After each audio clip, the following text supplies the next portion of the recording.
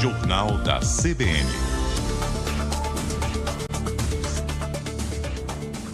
Durante toda esta semana, nós estamos olhando o que vai acontecer em 2024. Fizemos isso no campo da economia, da educação, do meio ambiente. Hoje, nós vamos nos dedicar à tecnologia, especialmente porque estamos saindo de um ano em que fomos fortemente impactados pela inteligência artificial, em especial pela popularização proposta pelo ChatGPT. Para conversar conosco sobre o que podemos esperar em 2024, nossa convidada é Marta Gabriel, futurista, especialista em tecnologia e inovação, professora da PUC de São Paulo, uma grande referência nessa área e a quem a gente tem o prazer de receber aqui no Jornal da CBN. Marta Gabriel, bom dia para você e muito obrigado. Bom dia, Milton. Bom dia, Fred. Que prazer estar aqui com vocês, né? Vamos falar de tecnologia. Vamos sim falar de tecnologia e do que nós podemos esperar em 2024, depois desta revolução que a inteligência artificial causou no ano de 2023. Sempre lembrando que a inteligência artificial não é nova, mas a popularização dela, chegando na casa do cidadão, isso sim foi transformador.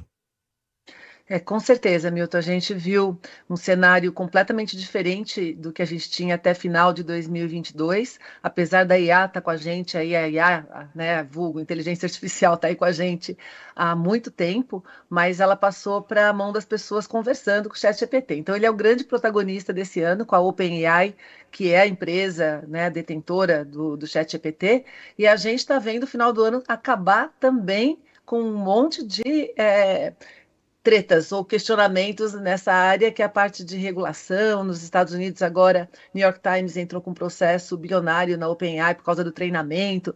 Então a gente está vendo o ano que vem, em termos de tendências, as pessoas mais conscientes da existência da IA, né, se educando mais para entender o que é, o que não é, onde que ela realmente faz coisas ou não faz, os tipos de IA, mas a gente também está vendo um ano bastante desafiador, por causa dos vieses da corrida que continua, né, das empresas, dos países, tentando chegar na IA mais avançada, e a questão da regulação na Europa, no Brasil, em todos os países que estão conscientes disso, para que a gente consiga dar passos, de uma tecnologia extremamente poderosa, né, então para que a gente consiga dar passos sustentáveis para a humanidade no futuro e que ela seja realmente um driver, um direcionamento de melhorias, né, e a gente não corra riscos e problemas desnecessários. Então vai ser mais um ano de consolidação, regulamentação da inteligência artificial, ou tem alguma outra grande transformação tecnológica que se avizinha aí para 2024, Marta? Eu acredito que muitas transformações, né? Se a gente for olhar só a IA generativa, que é o tipo do ChatGPT, a quantidade de startups, de ferramentas, de evolução mesmo, né? A gente começou o ano com o ChatGPT 3,5, com várias limitações, a gente terminou com o ChatGPT 4 e várias outras IAs poderosas entrando no mercado, a do Elon Musk, a Gemini, Google, Bard, a gente tem a Microsoft com o Autopilot, a gente começou a ter um cenário muito mais amplo e complexo, e sem contar as IAs que começam a ser multimodais, que deve alavancar no ano que vem, que não é só texto, é texto com imagem, com vídeo, com tudo junto, torna mais poderoso, né? E as que são pilotadas. Então, eu imagino, então, inclusive promessas para o ChatGPT-5, e até para a gente entender o quanto que tem ainda para evoluir, talvez quem olhe, fala, uau, mas já faz muito, né? Quem brincou aí um pouquinho com o ChatGPT já viu o que ele faz. Mas a gente deve ter no próximo, o ChatGPT e todas essas generativas que a gente falou aqui, elas trabalham muito na dimensão de criatividade, né? Elas são criativas na parte de texto, imagem, vídeo, etc. E obviamente, elas afetam muitas áreas.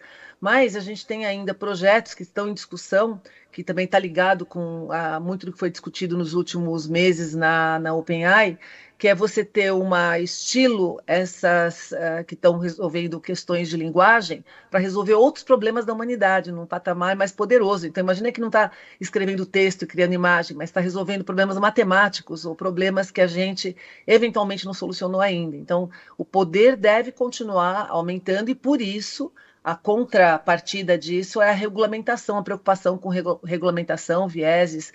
Então, eu imagino que esse ano vai ser bastante bastante intenso também. E Marta Gabriel, e quanto ao nosso comportamento diante dessa nova tecnologia ou dessa tecnologia inovadora?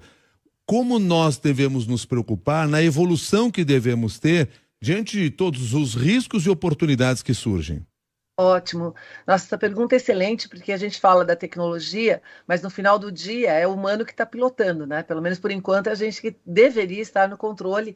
E se a gente não tiver as habilidades necessárias para esse cenário distinto que a gente está vivendo, a gente começa a ficar perdido. Então, uma das habilidades que é a mais importante é pensamento crítico. Até vi que essa semana vocês discutiram educação, né? E aí, quando a gente fala de educação, não é só a educação formal, a educação pensando na base, mas todos nós estamos tendo que nos reeducar todos os dias. E pensamento crítico, ele é uma habilidade que precisa ser educada. A gente não nasce com ela, a gente nasce com inteligência, que é biológico, mas pensamento crítico não. E aí, até, Milton, para falar, o primeiro pilar do pensamento crítico é questionamento. E veja como está bem alinhado com o que a IA necessita, porque para você começar a usar essas IAs que fizeram sucesso esse ano, você tem que perguntar. E aprender a perguntar é uma habilidade extremamente preciosa e não é simples, né? Ela envolve muito de conhecimento do outro, sensibilidade, o que eu quero como resultado, eu tenho que me conhecer. Então, o primeiro pilar já está ligado com uma nova educação, com uma nova forma de você perguntar, inclusive, para saber, será que é verdadeiro? Será que é falso? Tem um teste que eu faço quando eu mostro em palestra, de rostos, e eu postei ontem também sobre isso, de rostos, teste para a pessoa saber se ela... não saber, mas para ela dizer, né, se ela acha que foi feito por IA ou se é uma pessoa de verdade. E a gente tende a errar 50%. Na realidade, a gente não está conseguindo distinguir o que é verdadeiro e o que é falso. Mas o mais interessante é que nesses testes tem um que pergunta, você confiaria nessa pessoa? E as 4 pessoas mais confiáveis eram, na realidade, rostos de IA que não existem. E as 4 pessoas menos confiáveis eram seres humanos que existem. Então, vê que você precisa ter um pensamento crítico mais apurado para questionar tudo, para não ficar nessas realidades que são paralelas e eventualmente não são verdadeiras, né? São falsas. E dentro desse debate a grande dúvida que fica é saber como lidar com a inteligência artificial num processo eleitoral, em eleições que já são tão contaminadas por fake news, né, Marta? E tem eleição aqui, tem eleição dos Estados Unidos em 2024 e essa ferramenta, se mal usada, pode ser muito perigosa. A gente já tem respostas sobre isso? O que você acha? Não, mas tem muito questionamento, né? O mundo inteiro está esperando as eleições, porque a gente sabe que vai acontecer, mas eu acredito, Fred, que vai ser na mesma linha do que está acontecendo com deepfakes em geral. A gente viu agora, mais para o final do ano, uma disseminação de deepfakes de nudes falsos, né? Então, a pessoa vai lá, pega o rosto de uma outra pessoa, faz muito facilmente um vídeo ou uma foto com a pessoa nua, e isso está causando muito problema de bullying, de até situações muito graves, de pessoas que ficam mal psicologicamente por causa disso. A mesma coisa deve acontecer agora nas eleições, logicamente não de nude, mas de outros tipos de contextos falsos. Falou que não falou, coloca coisa na boca da pessoa, etc. O que eu acredito que vai acontecer é o oposto disso, também é perigoso, que é você não acreditar em mais nada. Por isso que você tem pensamento crítico, né? Porque se a gente começar a não acreditar em mais nada, como é que eu vou saber se aquela coisa é verdade? A gente estava vendo, eu estava vendo uma matéria sobre ONGs, e as ONGs recebem pedidos de ajuda. E aí vem lá os vídeos mostrando os lugares onde precisam de ajuda, papapá. E aí como é que você sabe qual que é verdadeiro e qual que não é? Que foi uma imagem de não sei quantos anos atrás manipulada ou não é? Tem que fazer a investigação, por isso que eu falei tanto do pensamento crítico, né? Porque ele começa com o questionamento, buscando a verdade, a justiça, a gente volta para Sócrates lá atrás, né?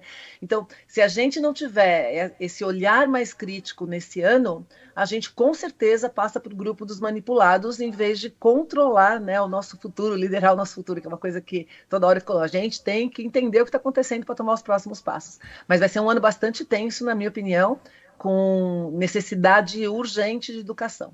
Nós já tivemos aí a onda do metaverso, nós agora temos a inteligência artificial. Qual será a próxima onda?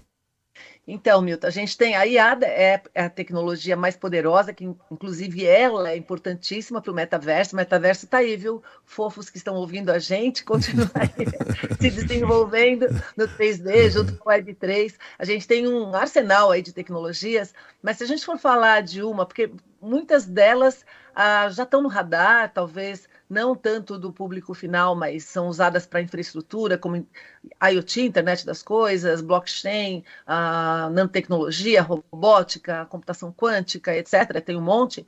Mas se a gente for falar de uma que não está tanto ainda no mainstream e é extremamente poderosa, tanto quanto a IA, e tem probabilidade de causar grandes transformações, é o CRISPR. CRISPR é tecnologia, metodologia de edição genética. Tem até um documentário legal na Netflix chamado Explained, acho que em português é Explicando mesmo, que é o nome do documentário, que ele fala para você fazer design de babies, de bebês, fazendo manipulação genética. Então, basicamente, o que isso faz? Permite que a gente edite nosso gene de forma muito fácil, que nem agora o ChatGPT veio, né? Para você conversar com a IA, se você tiver uma interface mais fácil para fazer edição genética, eu posso modificar aquilo que eu tenho de competências genéticas, posso, eventualmente, se eu perdi alguma função, recuperar.